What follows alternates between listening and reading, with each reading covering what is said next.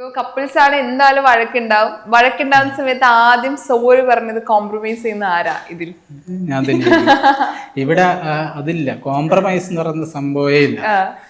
അത് എന്ത് കാര്യമാണെങ്കിൽ പെട്ടെന്ന് ദേഷ്യം പിടിക്കുന്നത് ഞാൻ തന്നെയായിരിക്കും. പക്ഷെ ഞാൻ ദേഷ്യം പിടിച്ചു കഴിഞ്ഞാൽ അടുത്ത ഒരു 1-2 മിനിറ്റ് കഴിഞ്ഞാൽ ഞാൻ തന്നെ ഓക്കെ ആയിട്ട് സോറി പറയാൻ വരും. പക്ഷെ തിരിച്ചു അതല്ല, അവിടുന്ന് ദേഷ്യം പിടിച്ചു കഴിഞ്ഞാൽ അത് മാറിയെടുക്കാൻ ചിലപ്പോൾ 1-2 ദിവസം പിടിക്കും. കുറച്ച് സമയം എടുക്കും. അത് പിന്നെ ഞാൻ അങ്ങനെ പറഞ്ഞല്ലോ, അങ്ങനെ പിന്നെ ഇങ്ങനെ ആലോചിക്കും, എന്നാലും എങ്ങനെയൊക്കെ ചെയ്തിട്ട് ഇങ്ങനെ പറഞ്ഞല്ലോ എന്നുള്ളത്. അത് എന്റെ മൈൻഡ് ഓക്കെ ആവണം. ഓക്കെ. അപ്പൊ ഇതിലാരാ ഷോപ്പിംഗ് ഭയങ്കര ക്രേസ് ഉള്ള, ഷോപ്പിംഗ് ബ്രാൻഡ് ഉള്ള ആരാ? രണ്ടാളും നന്നായിട്ട് ഷോപ്പ് ചെയ്യും. ഞാളെ ശരിക്കും ക്യാരക്ടർ എനിക്ക് തോന്നുന്നു രണ്ടാളും ഒരേപോലെയാ.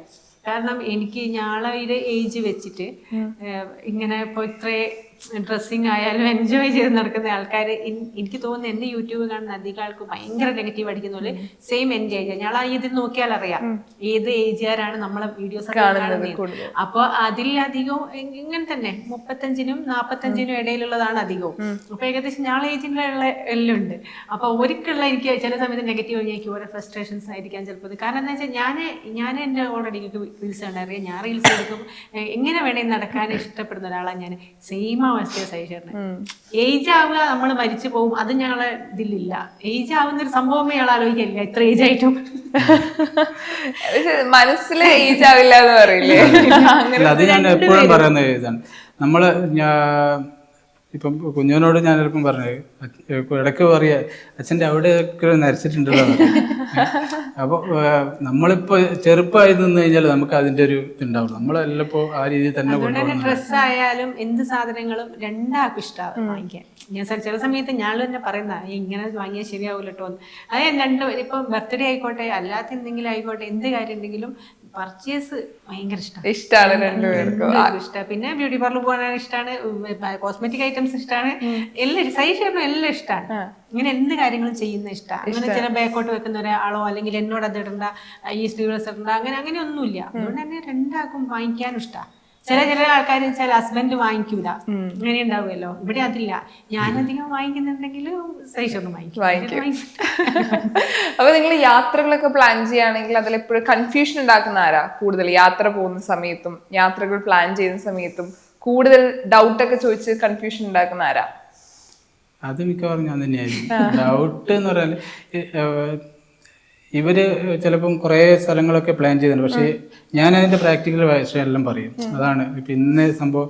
എനിക്കെല്ലാം ഓക്കെ ആണെങ്കിലേ പോകാൻ പറ്റുള്ളൂ. അതായത് ചിലപ്പം അന്നത്തെ സാമ്പത്തിക സ്ഥിതി നോക്കേണ്ടി വരും, അല്ലെങ്കിൽ വണ്ടി അവിടെ പോയി കഴിഞ്ഞാൽ ഉണ്ടാകുന്ന കാര്യങ്ങളൊക്കെ ഞാൻ ചെയ്തു. ഇവർക്ക് ഇവിടെ നിന്ന് ഇറങ്ങിക്കഴിഞ്ഞാൽ എന്നുള്ള ചിന്ത മാത്രമേ.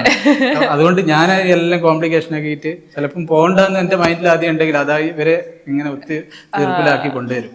പക്ഷെ പോകാൻ ഇഷ്ടമാണ് എല്ലാ സ്ഥലത്തും. മാക്സിമം ഇപ്പോൾ സ്കൂളില്ലാത്ത സമയത്ത് ഞങ്ങൾ എല്ലാ സ്ഥലത്തും പോയിട്ടുണ്ട്. കല്യാണം കഴിഞ്ഞ മക്കളെയും കൂട്ടിയിട്ട് ഒന്നിച്ച് തന്നെ ഒരുപാട് സ്ഥലത്ത് പോയിട്ടുണ്ട്.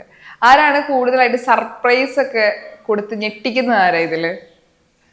അത് തല അത് എനിക്ക് എപ്പോഴും ഇഷ്ടമാണ്. അത് എനിക്കിപ്പോഴും ഞാൻ വിചാരിക്കും ചില വാലന്റൈൻസ് ഡേ ഒക്കെ നമ്മളെ കല്യാണം ഉറപ്പിച്ച ആ സമയത്തോട്ട് നമ്മൾ വാലന്റൈൻസ് ഡേ എല്ലാ വർഷവും നമ്മൾ ആഘോഷിക്കലുണ്ട്, നമ്മൾ വ്ളോഗ് ഇടലുണ്ട്.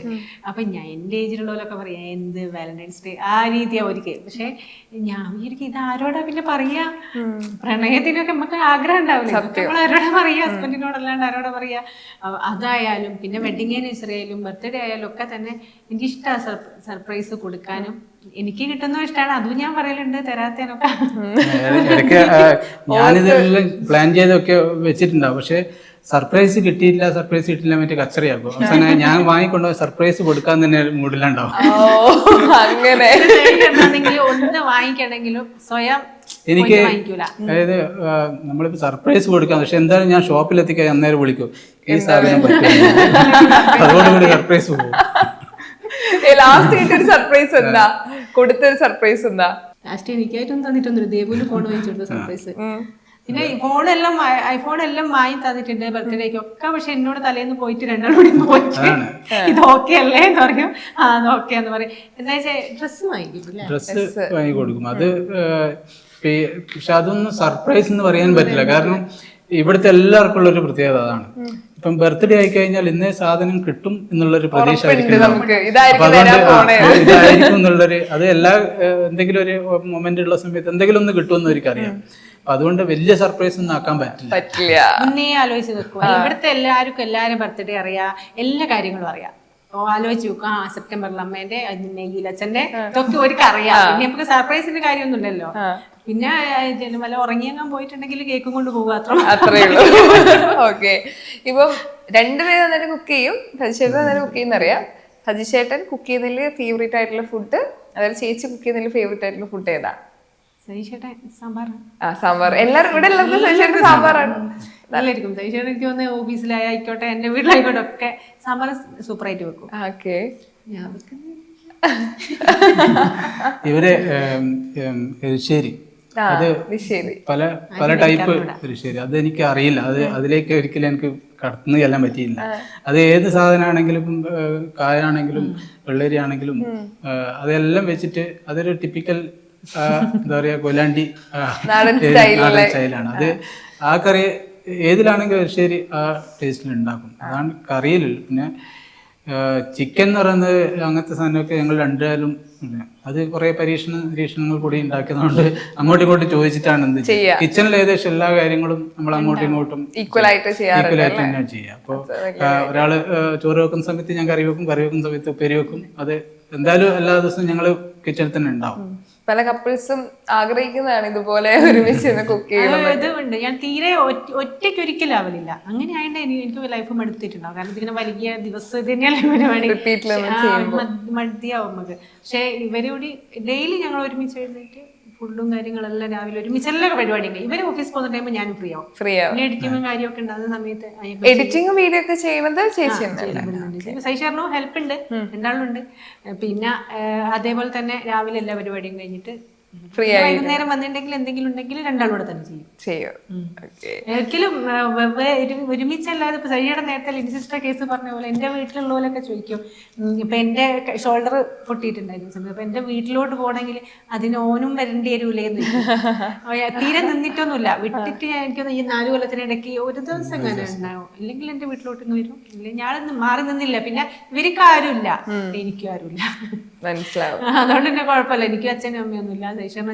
ആരെങ്കിലും ആരെയും ഏൽപ്പിക്കാനൊന്നുമില്ല. രണ്ടാളെയും ഇങ്ങനെ പോയി കഴിഞ്ഞാൽ അല്ലെങ്കിൽ അങ്ങനെ കിട്ടട്ടെ ഭർത്താവിന് 2 ദിവസം പാഠം പഠിപ്പിക്കാൻ അങ്ങനെ തോന്നലില്ല. കാരണം അങ്ങനെ അതിന് മാത്രം ഒന്നുമില്ല, രണ്ടാൾക്കൊന്നുമില്ല. രണ്ടുപേർക്കും താങ്ങും തണലും തന്നെയാണ്. ഈ പരസ്പരം നിങ്ങളെ ഫോണിൽ അവരവരുടെ പേര് എങ്ങനെയാ സേവ് ആക്കിയിട്ടുള്ളത്? എന്റേത് സതീഷേട്ടൻ. പക്ഷെ ഞാൻ പണ്ടും അതുപോലെ ചെയ്തിട്ടുള്ളത്, ഇവളെ പേര് മൈൻ എന്ന് വെച്ചു. അങ്ങനെയാണ് ഞാൻ. അത് പണ്ടാണെങ്കിലും അതുപോലെ തന്നെയാണ്. അത് എന്റെ ഒരു ശീലമാണ്. പണ്ട് ലിനിമോൾ എന്നായിരുന്നു. അതുപോലെ മൈൻ. ഇവിടെ എന്താ? സജീഷേട്ടൻ. ഇതുപോലെ തന്നെ ആദ്യം പരിചയപ്പെട്ട സമയത്ത് നമ്മളങ്ങനെ സേവ് ചെയ്ത് അത് എല്ലാ ആൾക്കാരും ഇപ്പോ എന്നെക്കാളും അത് പറയാൻ സജീഷേട്ടൻ വീടുന്നത് അതേപോലെ ഇനി എഴുതിയിട്ടില്ല ആ വീടും ഉണ്ടായിരിക്കും. അപ്പൊ എന്നെക്കാളും പ്രായമുള്ള ആൾക്കാർ നമ്മൾ അടുത്ത് വന്ന് സജീഷേട്ടനിലായിരുന്നു. ഒരു ആ വേർഡിങ്ങിലുള്ള വേർഡാണ്. അത് വെച്ചിട്ടാണ് പലപ്പോഴും ഞാൻ തന്നെ എത്ര പ്രായമായോന്ന് ചോദിക്കും. ഓക്കെ, ഒരു യാത്ര എവിടെയെങ്കിലും പോവാണ്, പെട്ടെന്ന് ഒരു സ്ഥലത്ത് പോകണമെങ്കിൽ, ചെറിയ സ്ഥലത്താണെങ്കിൽ കൂടെ ഒരുപാട് സമയം ഡ്രസ്സൊക്കെ മാറാൻ ടൈം എടുക്കുന്ന ആരാ? ഇവിടെ തന്നെയാണ് സ്വാഭാവികമായിട്ടും അങ്ങനെ തന്നെയാണ്. ഇത് പെട്ടെന്ന് എനിക്ക് പെട്ടെന്ന് കഴിയും, സമയം എടുക്കില്ല. അത് മാത്രമല്ല, ഡ്രസ്സിങ് മാത്രമല്ല, ഞാൻ എവിടെ എൻ്റെ അത് ചെറുപ്പത്തിലേയുള്ള ശീലമാണ്. ആരെവിടെയെങ്കിലും ഒരു സമയം പറഞ്ഞിട്ടുണ്ട്, 10 മണി എന്ന് പറഞ്ഞിട്ടുണ്ടെങ്കിൽ ഷാർപ്പ് ഒരു 9:59 ഞാൻ ആ സ്ഥലത്തുണ്ടാവും. അത് എത്തിയിട്ടില്ല, എനിക്ക് എന്തോ ഒരു ഇടങ്ങാറ്. അത് ഇവരോട് പലപ്പോഴും ഞാൻ ചൂടായി ഇറങ്ങുന്ന സമയത്തും ഓട്ടോമാറ്റിക് ഒരു സമയം ഭയങ്കര ഒരു ഇതാണ്, പഞ്ചലായിട്ട് വേണമെന്നുള്ള ഒരു ആഗ്രഹമുള്ള ഒരാളാണ്. അത് തീരെ ഈ പാരന്റിംഗിൽ ഭയങ്കര സ്ട്രിക്റ്റ് ആയിട്ടുള്ളത് ആരാ ഇതില്? എനിക്ക് ഇത്രയും നേരം സംസാരിക്കുമ്പോ സതീഷാണെങ്കിലും സ്ട്രിക്റ്റ് ഒന്നുമില്ല. ഞാൻ കുറച്ച് റഫായിട്ട് പാരന്റിങ് ചെയ്യുന്ന സമയത്ത് കുറച്ച് റഫായിട്ടാണ് ചെയ്യുന്നത്. അതുകൊണ്ടായിരിക്കും മക്കൾക്കും അതേ രീതി. പക്ഷെ പറഞ്ഞു കൊടുക്കും എല്ലാ കാര്യങ്ങളും. സംസാരിക്കൽ കുറവാണല്ലോ. അപ്പൊ വേണ്ട കാര്യങ്ങളെ പറയുള്ളൂ. ഇപ്പൊ ഒരു ഹെഡ് മാഷ് ക്ലാസ്സിൽ വന്നിട്ട് നാളെ നോട്ട് കൊണ്ടുവരണം എന്ന് പറഞ്ഞിട്ട് അങ്ങോട്ട് പോയി കഴിഞ്ഞാൽ പിന്നെ ആ മാഷിനോട് പിന്നെ വേറെ എടുപ്പൊന്നുമില്ല. മാഷ് നോട്ട് കൊണ്ടുവരണം, പിന്നെ നോട്ട് പിറ്റേന്ന് കൊണ്ടുപോകുന്നില്ല, ഇങ്ങനെയല്ലേ അങ്ങനെയല്ലേ ചോദിച്ച് കൊണ്ടുവരേണ്ട ഒരു ഓക്കെ ആക്കി എടുക്കുന്ന മാഷ് നമുക്ക് എപ്പോ ഓക്കെ ആയിരിക്കില്ലേ? അതേപോലെ ഇവിടെ വ്യത്യാസത. കാരണം ഇവര് സഹിച്ചിട്ട് ഒരു കാര്യം നാളെ എങ്ങനെയാക്കണം പറഞ്ഞാൽ കഴിഞ്ഞു കുട്ടികളായിട്ടുള്ള പിന്നെ കണക്ഷൻ. ഞാനാണെങ്കിൽ അത് പിന്നെ അത് നമ്മൾ കുറെ വിവരിച്ച് അത് അങ്ങനെ ചെയ്യണ്ടേ ഇതിങ്ങനെ ചെയ്യ, അതുകൊണ്ടല്ലേ അമ്മ പറഞ്ഞു അല്ലേ നാളെ എന്നെ എങ്ങനെയായിരിക്കും ടീച്ചർ കാണാൻ, അല്ലേ നാളെ എന്നെ ഓള് നോക്കാനുണ്ടാവൂല്ലേ എന്നൊക്കെ ചോദിച്ചിട്ട് നമ്മളതെല്ലാം കൂടി അങ്ങ് റെഡിയാക്കി ആ കാര്യങ്ങൾ നടക്കുകയും ചെയ്യും. അപ്പൊ അങ്ങനെ കൊണ്ട് ഞാൻ സ്ട്രിക്റ്റ് ഇല്ല, പക്ഷെ സഹിച്ചിട്ട് സ്ട്രിക്റ്റ് ആയി മാറും.